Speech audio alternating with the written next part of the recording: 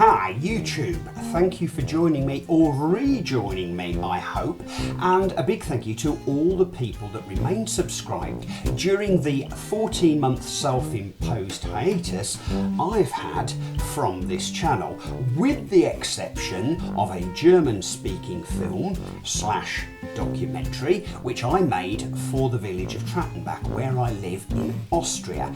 Now that film, which I'm very proud of, wasn't really aimed at my normal audience, so I decided that to scrub off the rust and get back into it, I would throw together a series of gun and run films that I made during a 3-week blast in England.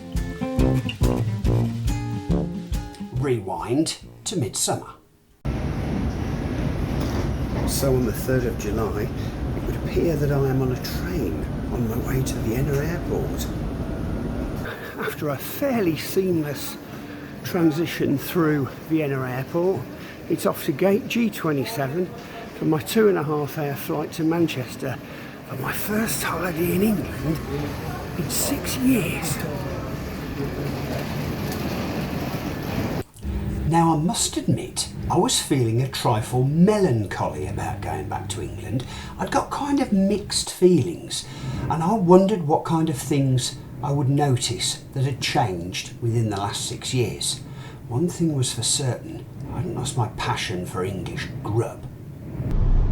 And so, having spent the first couple of days with some friends and gorging myself on things like Cornish pasties and Cadbury's chocolate, onion barges and all the kind of things that I can't get in England, although I have yet to taste British fish and chips, but I'm still here for another 2 weeks, and I've yet to taste an English pint of beer. However, we're going to remedy that.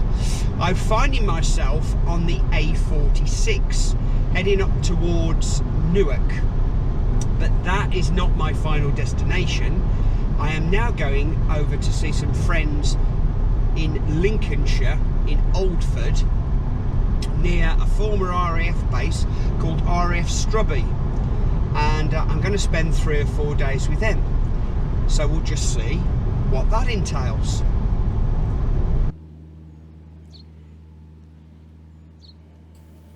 Well, I knew exactly where this was going to end up. Big skies, straight into my love of military history. So here I find myself in the beautiful Lincolnshire countryside at the former RAF Strubby. And one of the things I like about this place is a lot of former RAF bases, especially the ones closer to London, have been turned into housing estates or industrial parks. And despite the fact that we have Lynx Aquatics here, apart from a very colourful sign, it's not a business which really imposes on the airfield very much, and you're still allowed to just come in and have a look around. And there's a memorial here which we'll have a quick look at in a minute, and also some of the old huts are just, well, sitting there. Nothing's fenced off, so let's go for a look. Now I've only got one camera here, so you're just going to have to bear with me, but this is what you're greeted to when you walk in to the former RAF Strubby, and there's a little sign there saying a forced development activity was undertaken by personnel from C41 Squadron at RAF Waddington to refurbish the external render of the building in May 15. I just love the way these buildings look, and there's a certain atmosphere to this place. It was operational well into the jet age, so the paint that you're looking at on these buildings is certainly not wartime. But you do get the feeling you have just walked onto a derelict airbase. It felt a bit like walking around RAF Lichfield when I was a kid in the early 80s. But apart from these signs, which form part of the Strubby Memorial and give you an insight into the history of RAF Strubby, the buildings just look left. They don't look part of a museum. But the fact is, they're still here.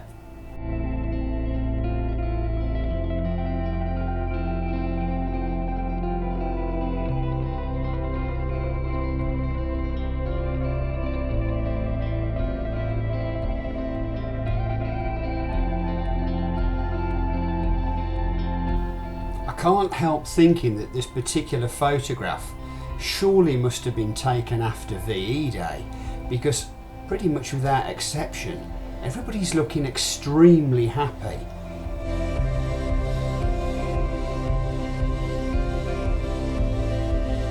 If ever you come and visit the former RAF Strubby, come and take a minute to drink things like this in. Yes, they're old buildings, but it used to be so easy to come and visit places like this. Now they've all been bulldozed to turn into pig pens, or housing estates, or industrial parks.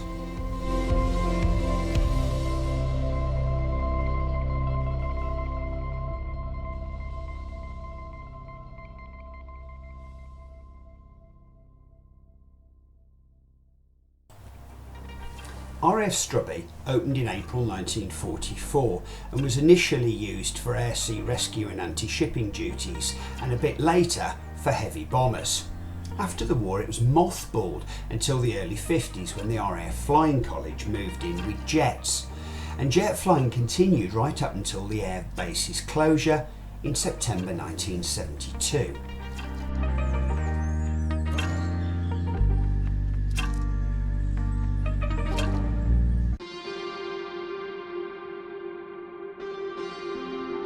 Now the watchtower that you can see in the distance is now a private residence, so I'll leave them in peace. However, this and the matching building next to it are something which my friend and I just couldn't quite work out what they were. They're surrounded by tyres now to protect them from any road carts that come off the karting track, but clearly at some point that they've been clad and painted. Is this something from the jet age, or is this something from World War II? Well, I'm going to throw that one out to you people and see if someone can tell me in the comments, because there will definitely be somebody that knows a lot more about RAF Strubby than I do.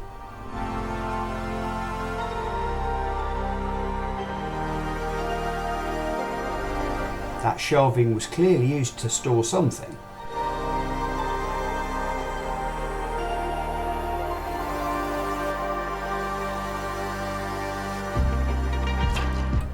All these yellow and blue barriers you can see have been put up by Woodthorpe Kart Club. Here's their clubhouse, and their membership is only £20 a year. I thought that was amazing.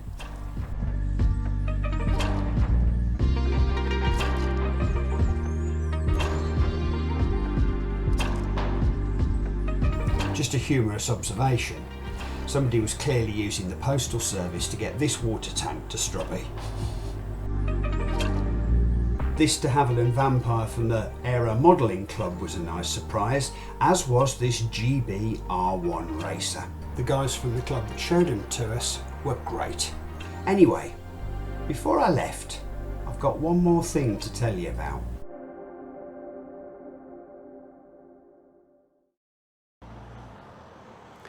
And a memorial there to Flight Lieutenant Peter LeBrock, who I will have to research for you and give you a bit more information.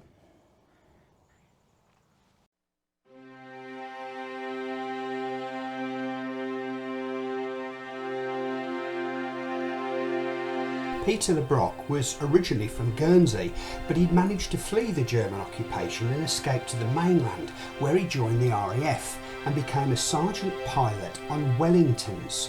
Amazingly, he had completed 39 operational sorties 3 days before his 18th birthday. In a selfless act of bravery in 1942, his aircraft failed to get off the ground in Malta. So he deliberately crashed it off the side of the runway, saving himself and his entire crew. The aircraft was consumed with flames.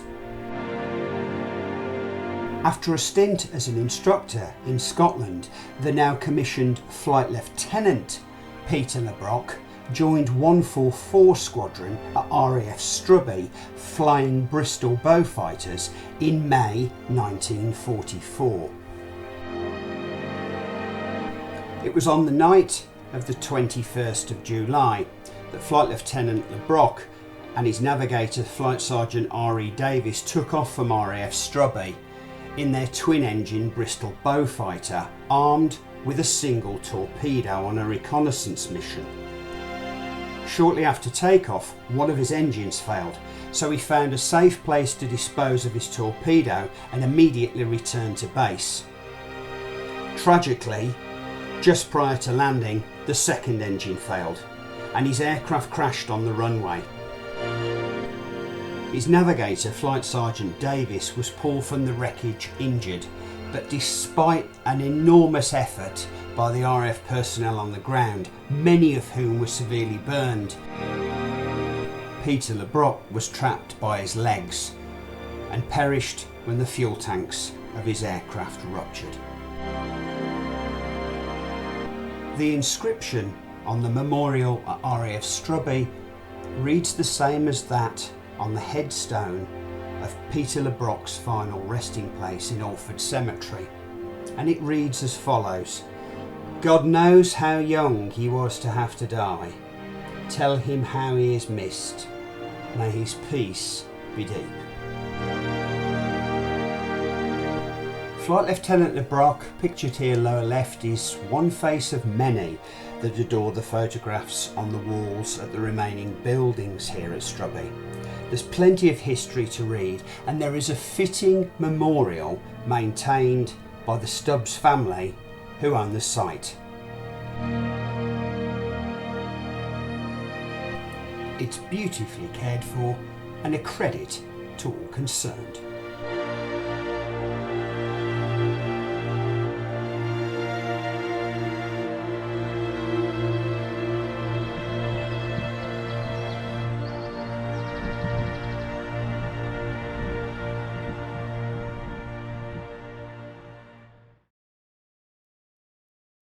By now, I developed a thirst, so at Woodthorpe Caravan and Leisure Park, I popped into Woody's Restaurant and Bar. This entire site being owned by the Stubbs family, by the way. The walls are adorned with more Strubby history, and it's well worth a visit. Now, the yellow lights in the bar are wonderful for the atmosphere, but not so great for my filming, but I think you get the general idea. The watchtower now looks more like this, but used to look like this. Clearly lots of work, but I'm glad it was saved. The memorial fund was set up by Mrs. Janet Stubbs, and quite rightfully there is information on the wall about the day that the memorial was unveiled. There is a video on YouTube about that, and I shall put a link in the description. Anyway, see you tomorrow at East Kirkby.